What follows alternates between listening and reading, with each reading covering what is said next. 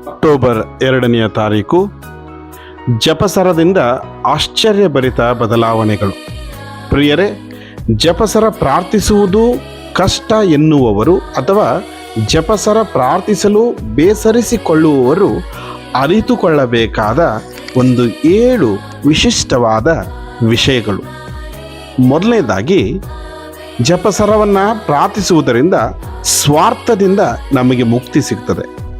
ನಾನು, ನನ್ನದು, ನನ್ನ ಜೀವನ, ನನ್ನಿಷ್ಟ ಎಂದು ಯಾರಾದರೂ ಸ್ವಾರ್ಥ ಜೀವನವನ್ನು ಜೀವಿಸುತ್ತಿದ್ದರೆ ಈ ಪವಿತ್ರ ಜಪಸರ ಪ್ರಭು ಯೇಸುವಿನ ಜೀವನ, ಅವರು ಮಾಡಿದ ಅದ್ಭುತಗಳು, ಅವರ ಮರಣ ಮತ್ತು ಪುನರುತ್ಥಾನದ ಬಗ್ಗೆ ಅರಿವು ಮೂಡಿಸುವುದು ಮಾತ್ರವಲ್ಲ, ನಾವು ಕ್ರಿಸ್ತನಂತೆ ತ್ಯಾಗಿಗಳಾಗುವಂತೆ ಪ್ರೇರೇಪಿಸುತ್ತದೆ.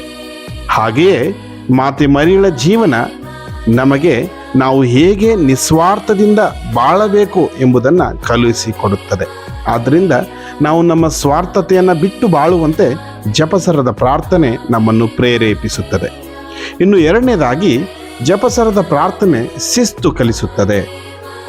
ಯಾವಾಗ ನಾವು ಜಪಸರವನ್ನು ಪ್ರಾರ್ಥಿಸಲು ಪ್ರಾರಂಭಿಸುತ್ತೇವೆಯೋ ನಮ್ಮಲ್ಲಿ ಶಿಸ್ತು ಬರಲಾರಂಭಿಸುತ್ತದೆ.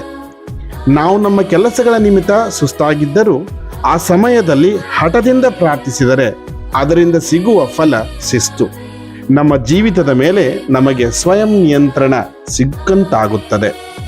ಇನ್ನು 3ನೇದಾಗಿ, ಅಂತರಾಳದ ಅರಿವನ್ನು ಮೂಡಿಸುತ್ತದೆ ಜಪಸರ. ಇತರರನ್ನು ಆಳವಾಗಿ ಅರಿಯುವ ಶಕ್ತಿಯನ್ನು ಮಾತೆ ಮರಿಯಮ್ಮ ನಮಗೆ ನೀಡುತ್ತಾರೆ. ನಮ್ಮ ಜೀವನದಲ್ಲಿ ನಾವು ಅನೇಕ ಸಾರಿ ಏಳು ಬೀಳುಗಳನ್ನು ಕಂಡಿರಬಹುದು. ಜಪಸರದ ಪ್ರಾರ್ಥನೆಯ ಮೂಲಕ ಮಾತೆ ಮರಿಯ ನಾವು ಇತರರ ಅಂತರಾಳವನ್ನು ಅರಿತು ಅವರೊಂದಿಗೆ ಹೇಗೆ ಜೀವಿಸಬೇಕು ಎಂಬುದನ್ನು ತಿಳಿಸಿಕೊಡುತ್ತಾರೆ. ಇನ್ನು 4ನೇದಾಗಿ, ಧೈರ್ಯವನ್ನು ನೀಡುತ್ತದೆ ಜಪಸರ. ನಾವೇನಾದರೂ ಅಂಜಿಕೆಯುಳ್ಳ ವ್ಯಕ್ತಿಗಳಾಗಿದ್ದರೆ ಧೈರ್ಯ ನೀಡುವುದು ಈ ಪವಿತ್ರ ಜಪಸರ.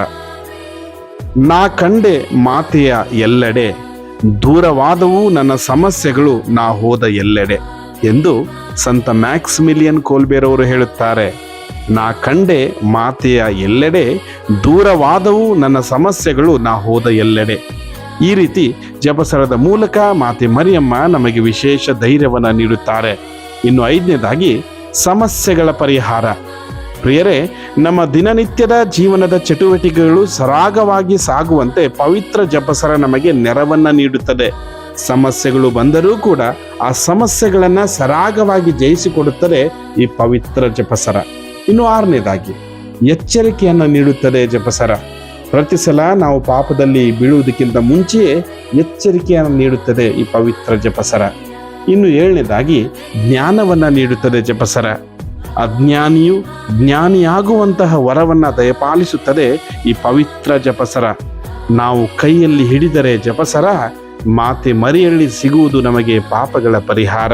ಹೌದು ಪ್ರಿಯರೇ, ನಾವು ಕೈಯಲ್ಲಿ ಹಿಡಿದರೆ ಜಪಸರ, ಮಾತೆ ಮರಿಯಳಲ್ಲಿ ಸಿಗುವುದು ನಮ್ಮ ಪಾಪಗಳಿಗೆ ಪರಿಹಾರ. ಎಫೆಸರಿಗೆ ಬರೆದ ಪತ್ರ 6ನೇ ಅಧ್ಯಾಯ 16ನೇ ವಚನದಲ್ಲಿ ನಾವು ಹೀಗೆಂದು ಓದುತ್ತೇವೆ: ಸತತವು ವಿಶ್ವಾಸವೆಂಬ ಗುರಾಣಿಯನ್ನು ಹಿಡಿದುಕೊಳ್ಳಿರಿ, ಹೀಗೆ ಸೈತಾನನ ಅಗ್ನಿ ಬಾಣಗಳನ್ನೆಲ್ಲ ನಂದಿಸಲು ನೀವು ಶಕ್ತರಾಗುವಿರಿ. ಆಮೇನ್.